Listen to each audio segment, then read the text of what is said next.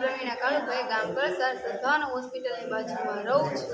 સદભાવના હોસ્પિટલની બાજુમાં અમે 50 વર્ષથી પહેલાથી રહી છીએ અને હાલના કનુભાઈ કસરિયા અને પરીણભાઈ બલદાણિયાનું સદભાવના હોસ્પિટલ આજથી 20 વર્ષ પહેલા ગામના લોકોના કહેવાથી સેવાભાવ હેતુથી અમે જે જમીન એમને આપેલી અને અત્યારે જે અમારી જમીન છે એ કનુભાઈ કસરિયા અને પરીણભાઈ બલદાણિયા અમારી જમીન એના સદભાવના હોસ્પિટલમાં ભરતી હોવાથી પડાવવા માગે છે અને સતત 7 થી 8 વર્ષથી અમને નોટિસો આપે છે અને ડેમોલેશન પણ આવે છે। તારીખ 28/1/25ના રોજ ફક્ત 24 કલાક પહેલા મળેલી નોટિસ અને એમાં ડેમોલેશન આવ્યું અને ડેમોલેશન દરમિયાન મારા મમ્મીએ આત્મહત્યાના પ્રયાસે દવા પીધી અને તેને અમે મહુવા સિવિલ હોસ્પિટલ અને મહુવા આલોક હોસ્પિટલ ને અત્યારે 3 દિવસથી ભાવનગર સર્ટી હોસ્પિટલમાં દાખલ છે। આ જેને થોડું ગંભીર જેવું છે।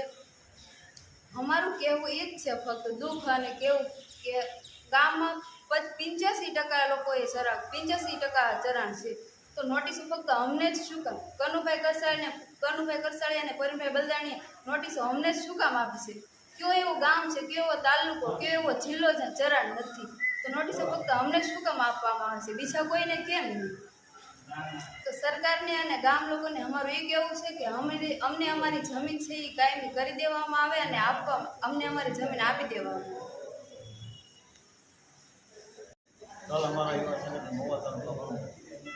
હવે આ ઘટનાની આખી વિગત મને ખ્યાલ છે। છેલ્લા 4 વર્ષથી આ કેસ હું હેન્ડલ કરું છું।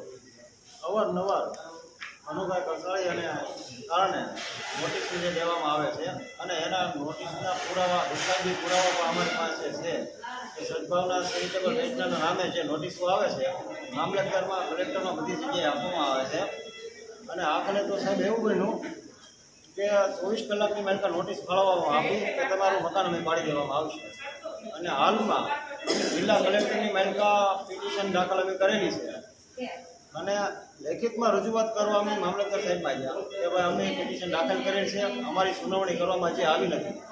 જ્યાં સુધી કલેક્ટર સાહેબ અમારી સુનાવણી ન કરે અને અમને સ્ટે ના આપે ત્યાં સુધીનો તમે અમને સમય ફાળવો, ત્યાં સુધી આ લોકોના મકાન તમે પાડો। પણ એને કલેક્ટર સાહેબની હાઈકોર્ટની આ બધીની વિરુદ્ધે જઈને પોતાની જાતને જિલ્લા કલેક્ટરથી પણ પાવરફુલ માનીને આ મકાન પાડાવી પાછવા પ્રયાસ કર્યો અને આ 2 દુકાનો પાડી દીધી છે અને જે દુકાનો પાડી અને આ બેને દવા ઘટ કઢાવી એટલે અમને જાણ થતાં અમે બેનને હોસ્પિટલે લઈ ગયા। બસ આપણે આ સાચી ઘટના છે।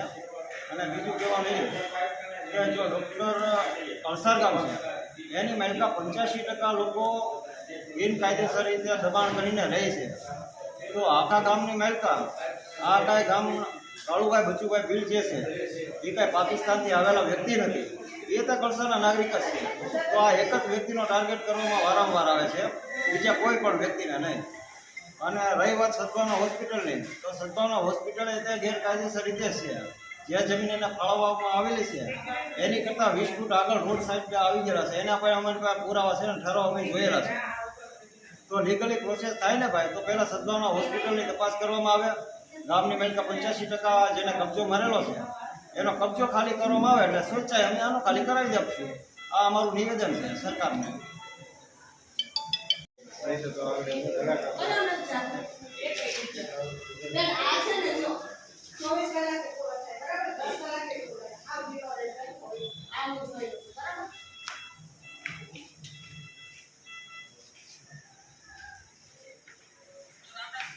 પૂછવા આવ્યા હતા લઈ લો ચુડાસમા સાહેબ અમને